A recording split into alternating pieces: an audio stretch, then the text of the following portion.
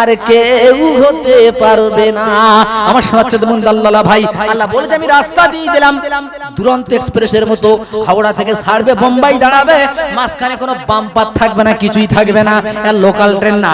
দুনিয়াতে মুমিন হবে যারা, দুনিয়ার রাস্তায় তার কোনো বাম্পার থাকবে না, দুনিয়া থেকে শুরু হবে আর জান্নাতে গিয়ে শেষ হবে। এই কথা শোনার পর সাহাবীরা তো পাগল। সাহাবীরা কি ছিল ভাই, প্রত্যেকদিন ফজরের নামাজ পড়ে আব্দুল্লাহ নামের একজন সাহাবা, উনি দোয়া না করে ছুট বাড়ি, ফের আসে ছুট বাড়ি। আচ্ছা, সাহাবীরা বলছে রাসূলুল্লাহ, এই আব্দুল্লাহ কোনোদিন দোয়া করে না। তাদের কিরম চরিত্র দেখেন, যে আমাদের মতো এই তুই কেন দোয়া করিসনি, এই তুই কেন ওটা করিসনি, না, নবীর কাছে বলল ইয়া রাসূলুল্লাহ আব্দুল্লাহ দোয়া করে না। বলছে আচ্ছা বাবা দাঁড়াও, কালকে দেখা যাবে। ফের ফজর রক্ত হচ্ছে, আসসালাতু খায়রুম মিনান নাওম,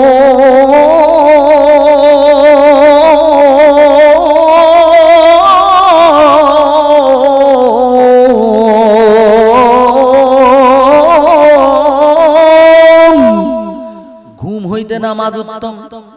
সবাই ফজরে হাজির, নামাজ হয়ে গেছে, নবী লক্ষ্য রেখেছেন আব্দুল্লাহ বাড়ি চলে গেছে।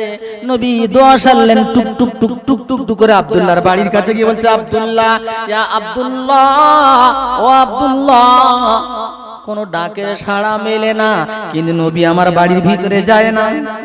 নবী চলে আসতেছেন, পিছন থেকে নবীদের ডাকা নিষেধ। আব্দুল্লাহ ছুটে ছুটে নবীর পাশে গিয়ে বলছে আসসালামু আলাইকা ইয়া রাসূলুল্লাহ। ওয়া আলাইকুম আসসালাম। আব্দুল্লাহ তুমি ডাকের সাড়া দিলে না কেন বাবা? বলছি ইয়া রাসূলুল্লাহ,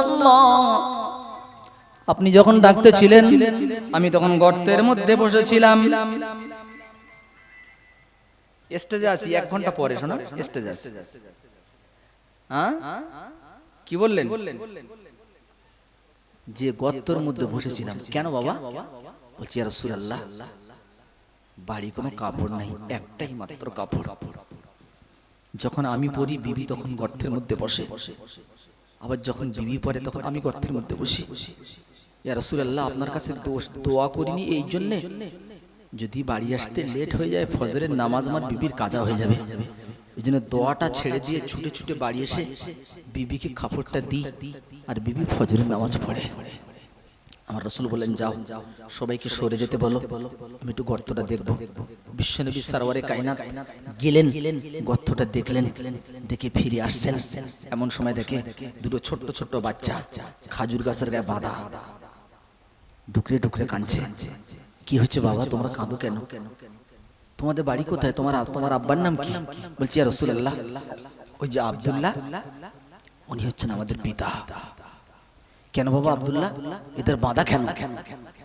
ইয়া রাসূলুল্লাহ, ইয়া হাবিবাল্লাহ, 3 দিন হলো বাড়িতে উনান জ্বলে না, বাড়িতে রান্না নাই, খাবার কিছুই নাই।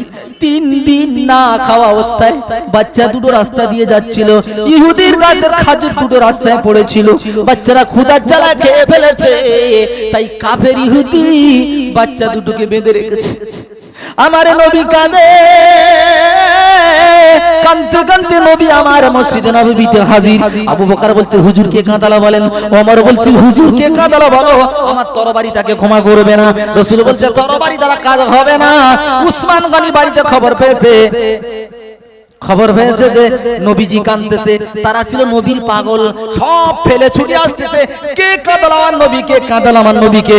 এসে বলছে ইয়া রাসূলুল্লাহ কি হয়েছে বলেন? বলে উসমান আমি তোমার অপেক্ষায় ছিলাম, যাও বাবা যাও, ও বাবা তুমি যাও, ওই আব্দুল্লাহর ছেলে দুটো উদ্ধার করে দাও। ছুটে গিয়ে বলছি ইহুদি, এই ইহুদি কি লাগবে তোর বল? বলে উসমান যদি এই ছেলে দুটোকে মুক্ত করতে চাস 100 পিস খাজুর গাছের বাগানটা আমার নামে দিয়ে দিতে হবে। উসমান গনি বলেছিল বড্ড ভুল করেছিস ইহুদি, তোরা যা তুই জানিস না আমরা নবীর এত পাগল, কলজেটা কেটে নবীর হাতে তুলে দিতে পারি, নবীর চোখের পানি দেখতে পারি না। একটা বাগান কেন 100 বাগান যদি চাই দিয়ে দিতাম, অসুবিধা ছিল না।